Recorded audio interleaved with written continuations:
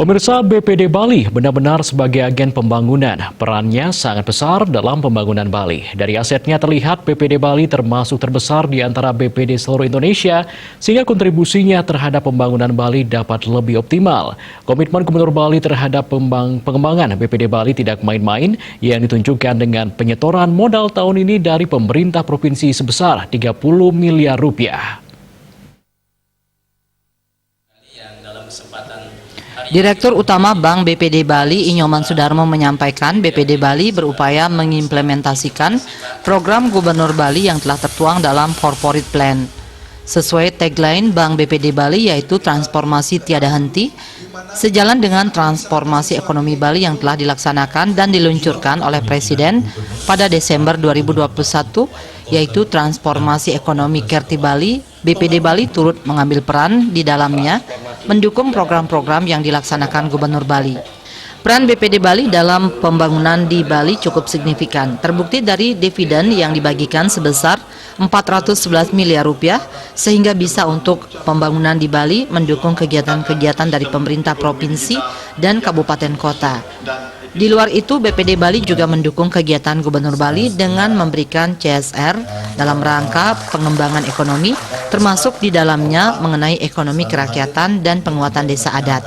BPD Bali mendukung dari sisi pembangunan gedung Majelis Desa Adat MDA dan memfasilitasi transportasinya bersama lembaga jasa keuangan lainnya. Ia berharap seluruh stakeholder yang ada di Bali dapat memberi kontribusi bagi pembangunan di Bali.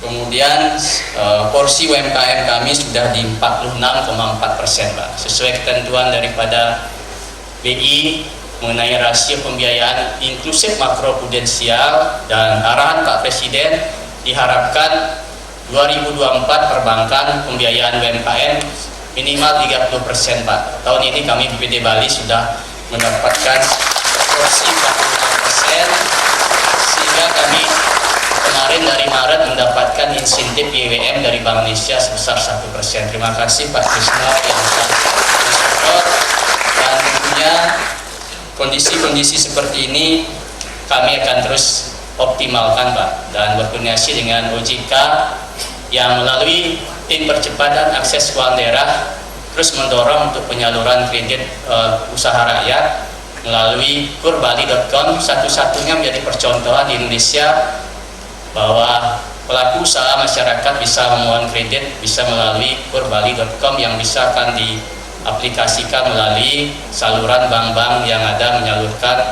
kurban. Komitmen Gubernur Bali terhadap pengembangan BPD Bali terlihat dari penyetoran modal tahun ini dari pemerintah provinsi sebesar 30 miliar rupiah. Kabupaten Buleleng juga menyetor modal 22,2 miliar rupiah dan Karangasem menyetor 1,5 miliar. Ia berharap kabupaten kota lainnya dapat menyusul untuk menyetorkan modal. Pembagian dividen tersebut tidak terlepas dari kinerja Bank BPD Bali sampai Mei 2022 yang berhasil membukukan laba 297 miliar rupiah, aset 29,47 triliun rupiah, penyaluran kredit 19,8 triliun rupiah, DPK 23,4 triliun rupiah, dan porsi penyaluran kredit ke UMKM telah mencapai 46,4%. Dukungan terhadap UMKM ini sejalan dengan program Gubernur Bali yaitu UMKM Cluster. Selamat datang akan kami persembahkan. Ada yang sudah maju dan mampu bersaing, bahkan tadi ada terobosan yang sudah diluncurkan, yaitu online onboarding. Pertama lagi BPD untuk buka provinsi di Indonesia. Tepuk tangan untuk BPD. Dan saya juga mengamati sistem layanannya makin baik dengan menerapkan teknologi digital. Manajemen semakin baik. Kemudian sistem terus dibenahi mengikuti perkembangan teknologi digital saat ini. Saya kira ini akan terus maju ke depan. Suka tidak suka, mau tidak mau, BPD harus beradaptasi. Kemudian juga adalah dari sisi permodalannya. SDM harus bagus, sistem pengelolaan harus bagus, modalnya juga harus memadai untuk level BPD. Sekarang ini belum mencapai titik yang ideal.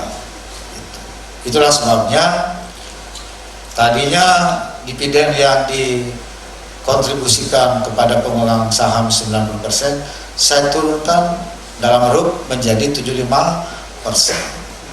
Sehingga yang di store kembali sebagai modal lebih banyak. Itu pun masih kurang menurut saya.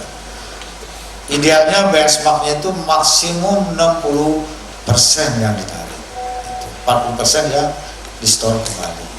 Saya mau melakukan itu di DPR, di Badan Anggaran, untuk semua BUMN maksimum 60%. Jadi ke depan para pemegang saham, ya, kalau pandemi sudah kita lewati ini, maka nanti dari 75% kita turunkan lagi ke 60%. Jadi yang di store menjadi lebih banyak dia. Kalau modal store-nya sudah lebih banyak, kapasitas usahanya akan meningkat. Kalau kapasitas usaha sudah meningkat, Astumkare dengan manajemen yang baik, integritas yang baik, maka labanya meningkat, dividennya meningkat. Bagi dividennya juga meningkat. Tapi meningkat bukan karena persen tinggi, tapi karena volumenya yang bertambah, kapasitasnya yang bertambah. Jadi penyertaannya ini memang harus ditambah terus. 2023 saya kira provinsi akan menambah penyertaan modal, tapi angkanya nggak perlu saya sebut sekarang. Pokoknya mantap.